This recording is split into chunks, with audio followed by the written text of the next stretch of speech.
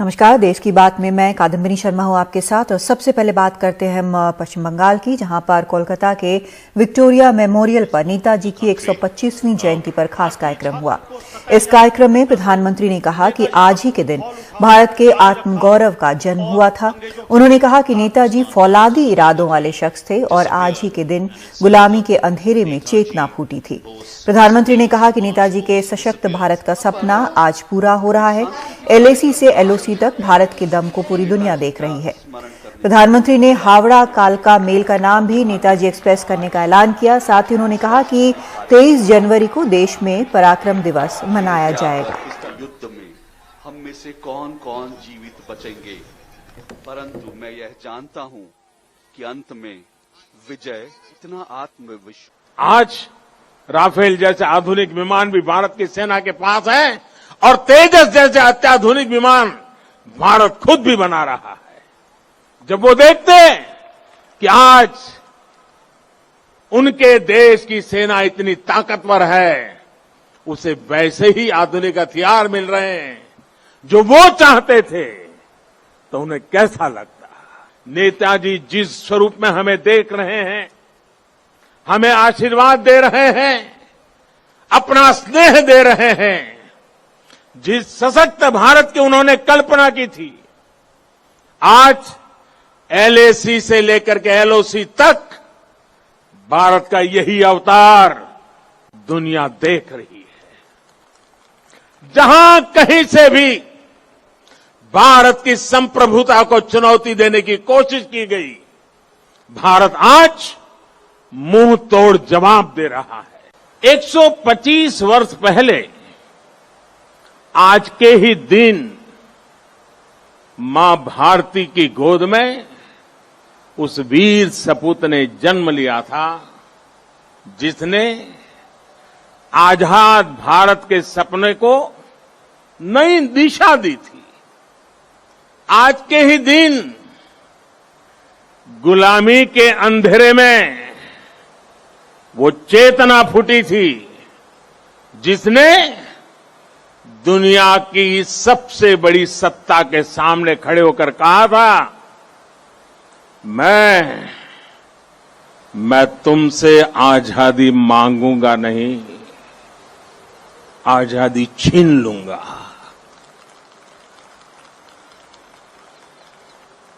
आज के दिन सिर्फ नेताजी सुभाष का जन्म ही नहीं हुआ था, बल्कि आज भारत के नए आत्मगौरव का जन्म हुआ था। भारत के नए सैन्य कौशल्य का जन्म हुआ था। नेताजी ने कहा था, आज आमादेर केवल एक इच्छा था का उचित। भारत इच्छुक जाते, भारत बांटते पारे। यानी हमारी एक इच्छा होनी चाहिए कि हमारा भारत बच पाए, भारत आगे बढ़े।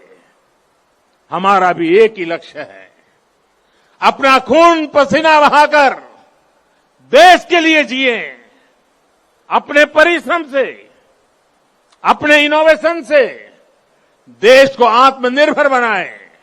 नेताजी ने हमें कहा था, स्वाधीन भारतेर स्वप्ने कोनो दिन आस्था हारियो ना,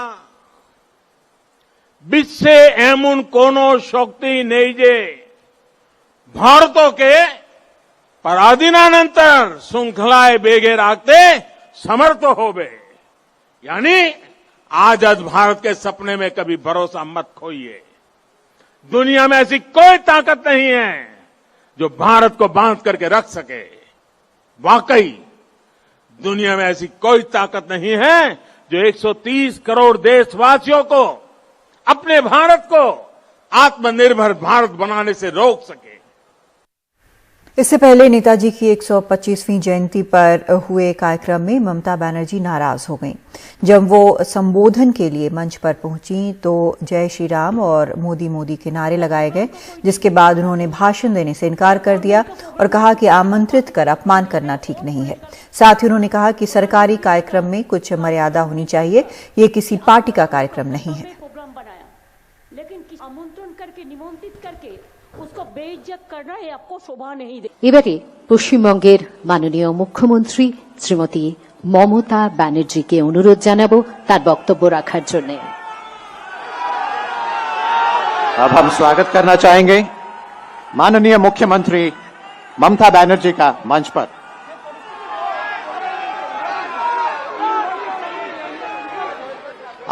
आप लोग जरा सा शांत हो जाएं। आप लोग जरा शांत हो जाएं और इस पावन अवसर पर श्रीमती ममता बनर्जी को मौका दीजिए कुछ शब्द कहने का। नहीं, मेरे को तो लगता है कि गवर्नमेंट का प्रोग्राम का कोई डिग्निटी होना चाहिए। एक गवर्नमेंट का प्रोग्राम है, कोई पॉलिटिकल पार्टी का प्रोग्राम नहीं है, और पॉलिटिकल पार्टी का और पब्लिक का प्रोग्राम है। मैं तो आभारी हूं प्रधानमंत्री जी का, कल्चरल मिनिस्ट्री का, कि आप लोगों ने कोलकाता में प्रोग्राम बनाया, लेकिन किसी को आमंत्रण करके निमंत्रित करके उसको बेइज्जत करना ये आपको शोभा नहीं देता। मैं फिर आप लोगों को कहेंगे, on protest of that I am not telling anything. जय हिंद, जय बांग्ला।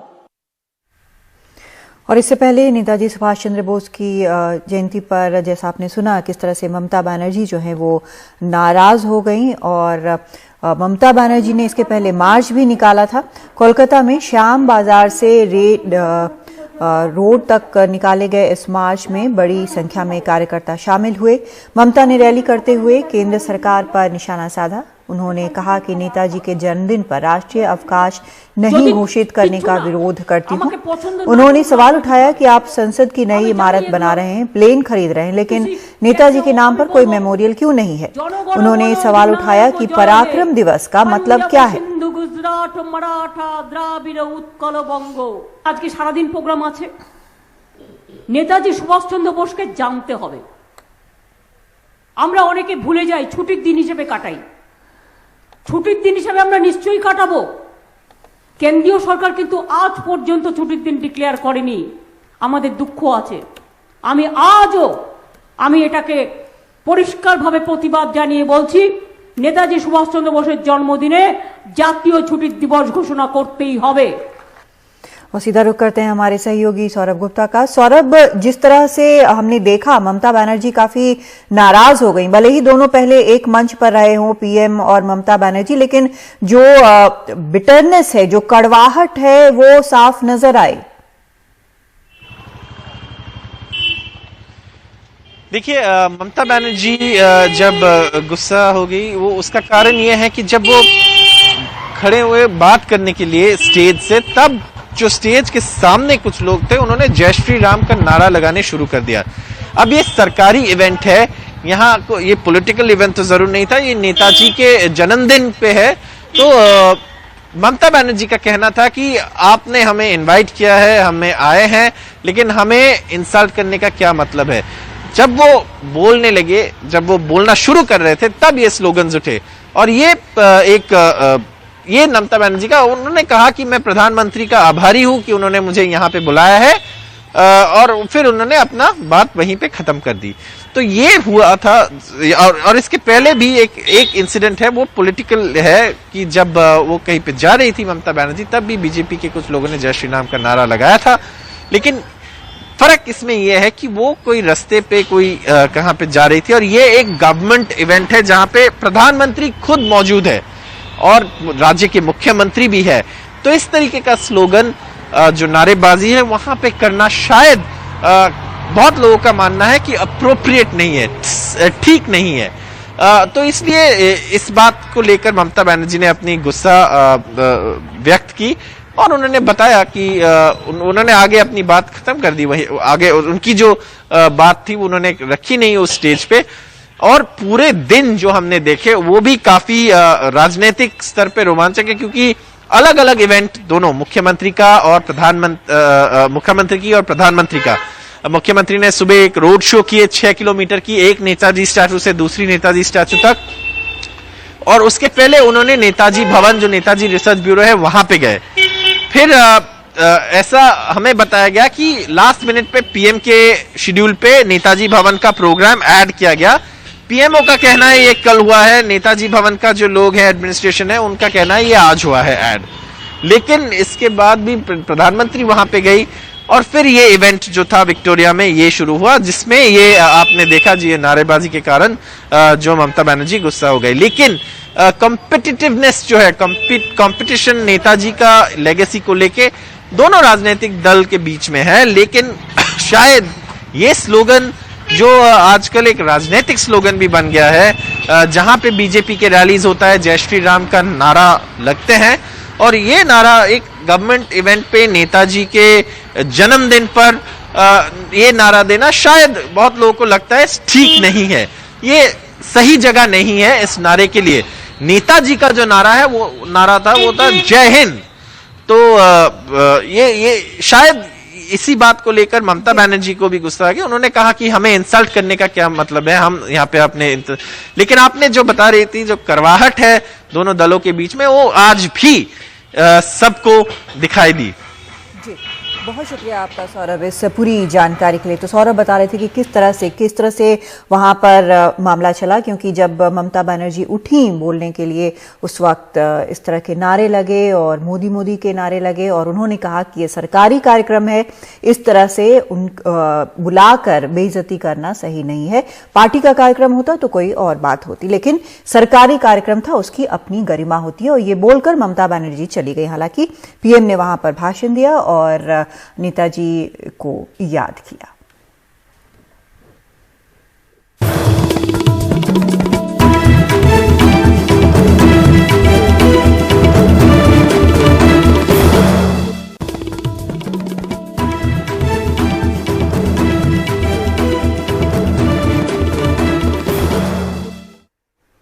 छब्बीस जनवरी को ट्रैक्टर मार्च पर किसान अड़े हुए हैं। कल सरकार और किसानों के बीच हुई बातचीत विफल हो गई।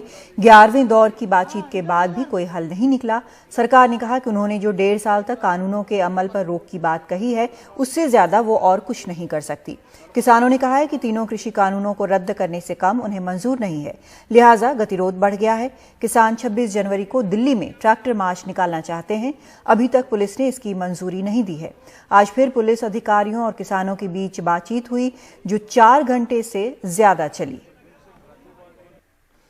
इस पर और जानकारी के लिए सीधा रुख करते हैं हमारे सहयोगी मुकेश सिंह सेंगर का। मुकेश, क्या बातचीत खत्म हो गई या अभी भी जारी है?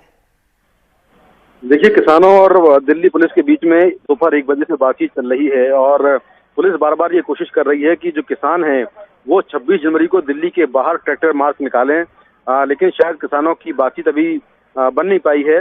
लेकिन अभी फिलहाल मीटिंग जो है वो खत्म तो हो गई है, लेकिन किसान फिलहाल अभी अंदर से नहीं निकले हैं और जब किसान थोड़ी देर में अंदर से बाहर आएंगे तब वो जानकारी देंगे कि क्या वो दिल्ली पुलिस के प्रस्ताव को मान गए हैं या उन्होंने प्रस्ताव नहीं माना है।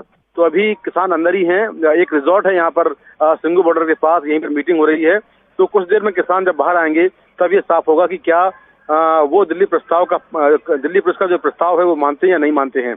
दिल्ली पुलिस के स्पेशल कमिश्नर इस मीटिंग में मौजूद हैं, साथ में मेरठ जोन के जो एडीजी हैं वो भी आए हैं और इसके अलावा रोहतक जोन के एडीजी वो भी इस मीटिंग में आए हैं। तो कुल मिलाकर दिल्ली पुलिस और एनसीआर पुलिस सभी मिलकर यहाँ पर मीटिंग कर रहे हैं, लेकिन मीटिंग का आउटकम जब किसान बाहर निकलेंगे तभी मालूम चल पाएगा। जी मुकेश, एक माना यह जा रहा था कि दिल्ली पुलिस ने एक प्लान दिया है, लेकिन क्या वो किसान जो हैं उस प्लान से भी सहमत नहीं है? क्या ये प्लान दिल्ली के अंदर से कहीं से था या बाहर से था?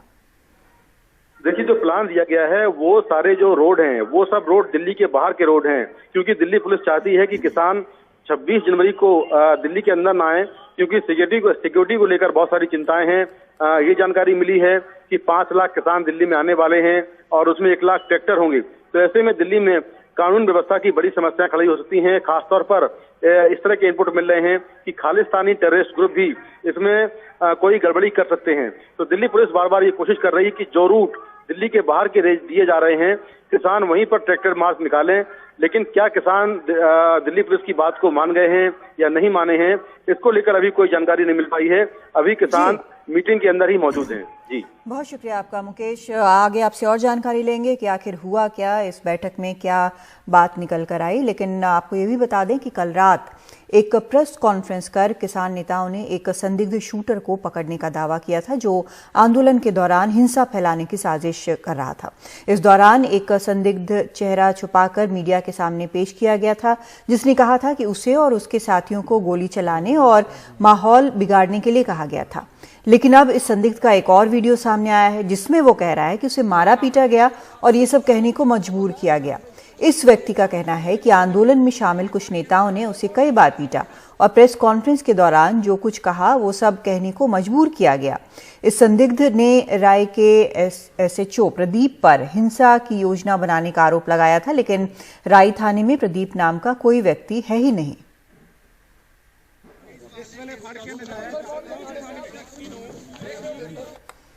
उधर कृषि कानून के खिलाफ महाराष्ट्र के अलग अलग हिस्सों से किसान मुंबई की ओर रवाना हो रहे हैं। मुंबई के आजाद मैदान में हजारों की संख्या में किसान जुटेंगे और कृषि कानून का विरोध करेंगे। कल शाम तक ये किसान मुंबई पहुंच जाएंगे और सोमवार को मुख्यमंत्री उद्धव ठाकरे, एनसीपी प्रमुख शरद पवार भी इन किसानों से मिलकर अपना समर्थन देने वाले हैं, ऐसी खबर है। अन्ना हजारे किसान आंदोलन के समर्थन में 30 जनवरी से अनशन करेंगे। अन्ना हजारे ने कहा है कि कृषि कानून गैर लोकतांत्रिक है और इसके लिए लोगों की राय जानना जरूरी थी। उन्होंने स्वामीनाथन कमेटी के सिफारिशों को लागू करने की मांग भी की है। महाराष्ट्र के पूर्व मुख्यमंत्री और बीजेपी नेता देवेंद्र फडणवीस ने भी अन्ना हजारे से मुलाकात की थी, लेकिन वे अन्ना हजारे को मनाने में कामयाब नहीं हुए।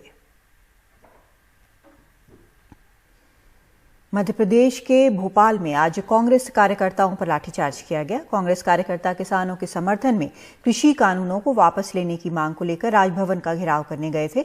इस दौरान आंसू गैस के गोले छोड़े गए और कार्यकर्ताओं पर पानी की बौछारें भी की गई।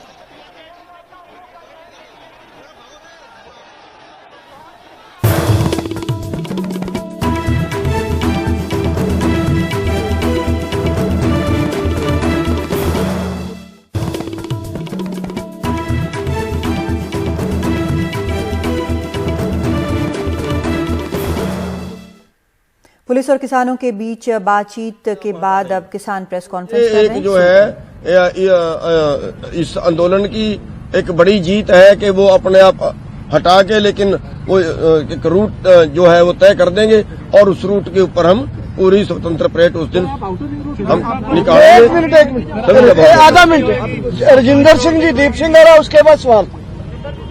देखिए एक मिनट, देखिए आज जो 5वें दौर की बातचीत हुई है उसमें ये साफ हो गया है कि इस देश में लोग एक बड़ी ताकत हैं, लोग इतिहास लिखते हैं और आज उन्होंने अपनी जो इतना इकट्ठ किया उसके आगे दिल्ली पुलिस को, केंद्र की सरकार को झुकना पड़ा और ये देश के इतिहास में नहीं, दुनिया के इतिहास में पहली ऐसी परेड होगी और हम ये दावे से कहते हैं कि ये परेड दुनिया के सिलेबस का हिस्सा बनेगी। इस आंदोलन पर भी रिसर्च होगी, इस पर भी लिखा जाएगा। ये बहुत बड़ी परेड होगी और ये हम सोचते हैं कि एक कदम हमने जीत की ओर बढ़ा लिया है, बहुत बड़ा कदम बढ़ा लिया है। दिल्ली के भीतर परेड होगी और उस दिन दुनिया में मोदी नहीं, किसान होगी और उस दिन हमारी ऑडियंस ग्लोबल ऑडियंस होगी। हम अपना जो किसानों का केस है पूरी दुनिया के सामने रखेंगे और जब तक लॉ निरस्त नहीं होंगे लड़ाई हमारी जारी रहेगी। 26 को हम एक बड़ी गैदरिंग बड़ा करने जा रहे हैं। सभी लोगों को अपील है, जो चुड़ूनी जी ने भी कहा कि आप आइए, जो झांकियां निकालिए, वो जो ट्रक है उसकी ऊंचाई से ज्यादा ना हो कि रास्ते में कहीं तार से ना अड़े। हमें अपनी झांकियां भी बनाकर लाएं खूबसूरत, जो हमारी किसानों की, हमारी दिशा को बयान करती हो। झांकियां भी बनाकर लेके आए, बड़ी गिनती में आइए और अपनी यूनियन के झंडे और जो झंडा आपको ठीक लगे लगाकर आइए और बड़ी गिनती में आइए और एक कमाल का दिन वो इतिहास सृजने के लिए। और आपको ये हम कहना चाहेंगे कि एक कदम जीत की ओर हम आज बढ़ गए। मीडिया के साथियों,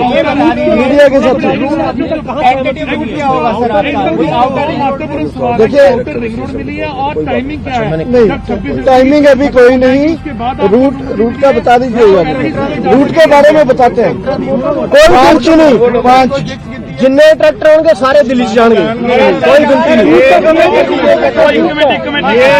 ये 24 आवर्स से लेकर 72 आवर्स तक चलेगी परेड। कितने जितने ट्रैक्टर होंगे सभी साथियों चलूगी, जितने ट्रैक्टर होंगे सारे परेड च शामिल। रूट कार्ड आप नहीं बताएंगे, वो थोड़ा चेकआउट करने। तमाम साथी दो सवाल पूछना चाहते हैं। एक तो टाइम, दूसरा रूट। टाइम का जैसे हमने बताया, टाइम का कोई लिमिट नहीं है, क्योंकि जितने ट्रैक्टर आ रहे हैं, जो हमारी इंफॉर्मेशन है, खुद पुलिस हमें कह रही है कि जितना आप सोचते हैं उससे ज्यादा आ रहे हैं, पुलिस हमें बता रही है।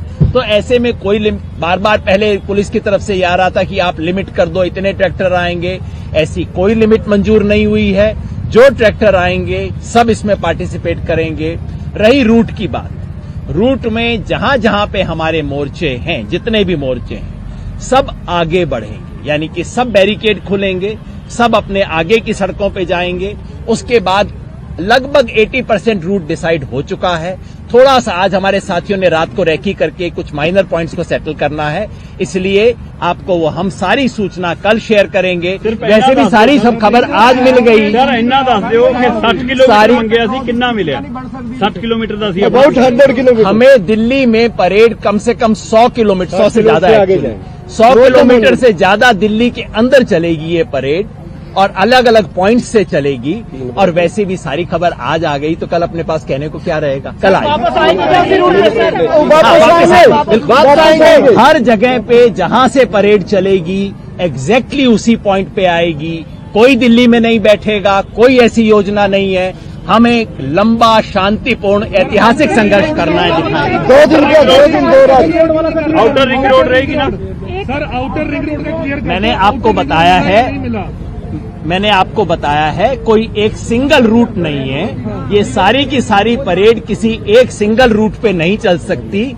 अलग अलग जहां से एंट्री पॉइंट होगा उसका अलग अलग रूट होगा, क्योंकि अगर एक सिंगल रूट पे चलेगी तो पता नहीं कितने दिन तक चलेगी ये परेड। तो अलग अलग जगह के अलग अलग रूट बने हैं, जो कि घूम के वापस उसी पॉइंट पे खत्म होंगे। और कल सारी डिटेल हम आपके साथ शेयर करेंगे। नक्शा है लेकिन पक्का नहीं है, इसलिए मैं शेयर नहीं कर रहा। अलग अलग बॉर्डर तो अलग अलग चलेंगे, अलग अलग बॉर्डर से अलग अलग चलेंगे, अलग अलग रूट पे चलेंगे। 5 अलग अलग रूट हैं।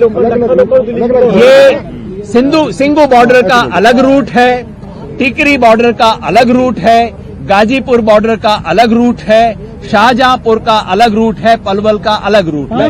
सारे अलग देखिए, बाकी सारे शेयर करेंगे हम। इसको छोड़ दीजिए। अभी हम इस मीटिंग से आए हैं, अभी इसकी चर्चा कर रहे हैं। हम एक दूसरी मीटिंग में अभी जा रहे हैं। किसी लॉ एंड ऑर्डर में भंग नहीं कर रहे हैं, मगर जैसे पुलिस ने कहा है, उन्होंने भी रिस्पॉन्सिबिलिटी ली है कि अगर कोई अननेसेसरी एक्शन होता है तो पुलिस एक्शन। आपका बहुत बहुत धन्यवाद। अभी अब ये करने आए हैं, अगली बात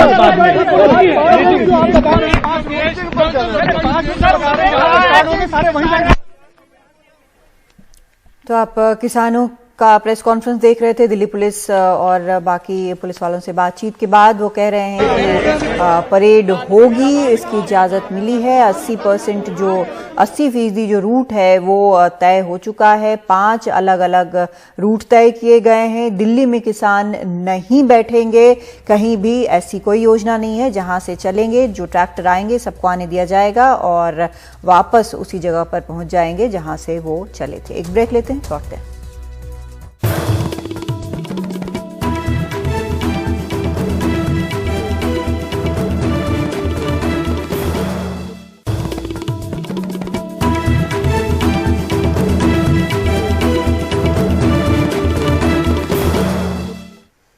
दिल्ली में किसानों को ट्रैक्टर परेड की इजाजत मिल गई है। किसानों ने कहा है कि वो दिल्ली में कहीं नहीं रुकेंगे, जिस जगह से चलेंगे वहीं वापस लौट आएंगे।